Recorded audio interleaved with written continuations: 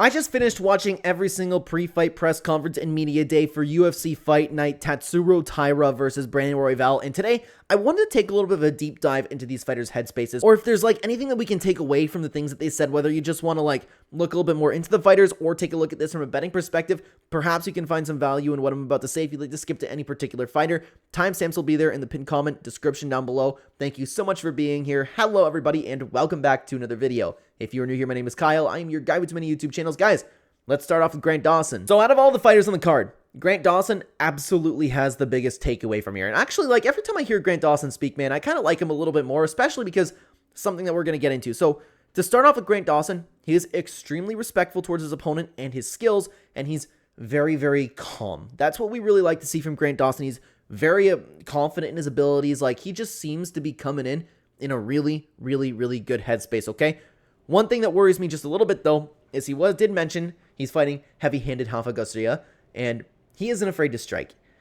I don't like that idea from Grant Dawson, but he is that confident in himself, and I just worry because, of course, we've seen him get knocked out just recently, so if you're not afraid to strike, like, I'm glad that you're confident in your abilities, but I hope that doesn't mean he's going to have no problem, be like, okay, you know what, let's strike with Rafa Garcia here right now. I hope that's not the case, but then he kind of contradicted himself a little bit in saying that he would rather be safe and win a boring performance than be an exciting fighter. So I don't know what to take from that kind of situation with Grant Dawson. If I had to assume, he spent a little bit more time talking about being safe and why guys fight exciting. He wants to take the slow route to the champion. He wants to make sure he's getting the win. So I'm thinking that he's going to come out and get some takedowns, right? He wants to be champion. He spoke about all of that. Another thing that he mentioned that he cuts a ton of weight.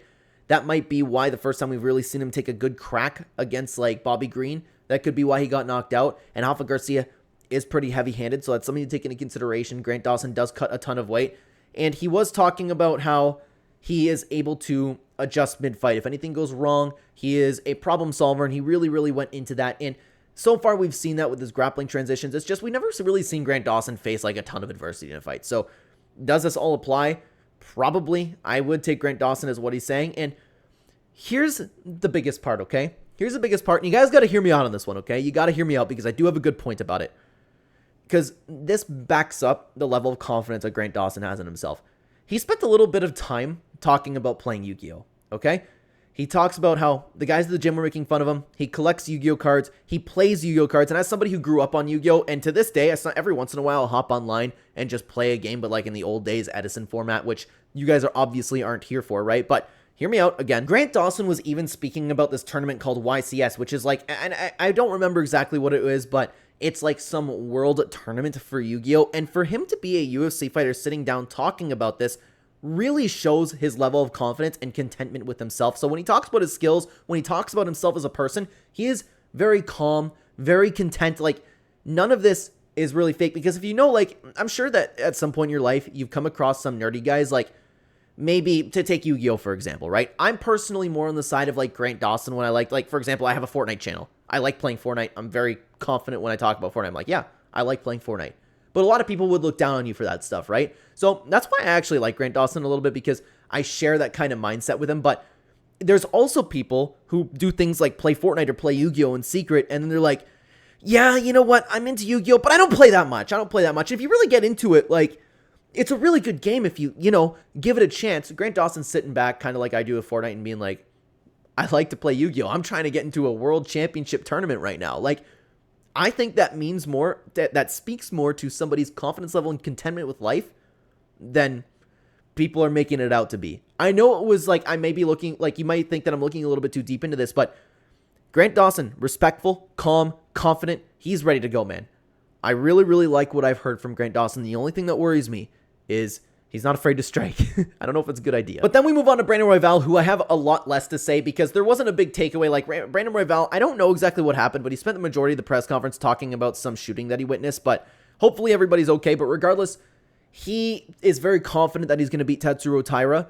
And the only thing that I really took away from this is Brandon Royval has no problem if the game plan isn't working and somehow like the fight's going against him. Worst case, he just came back and said, I'm just going to outdog him. I'm going to go there and make the fight dirty. I'm going to get the better of Tatsuro Taira no matter what. So Brandon Royval does have a game plan. He thinks that he's better than Tatsuro Taira everywhere, but he has no problem just turning it on, making it a sloppy fight, bringing the raw dog out. So pay attention to that if Brandon Royval actually ends up doing that, because if he does say these things, does he live up to it? Because so far, he makes fights pretty dirty, but as far as I know, this is the first time that I've really heard him say, he's so confident. He's saying, yeah, you know what? If it's not working, I'll just outdog him, And he might be capable of doing so. Now, I want to talk about Rafa Garcia for a second, because there is, again, one thing to take away, just like I spoke about with Brandon Royval.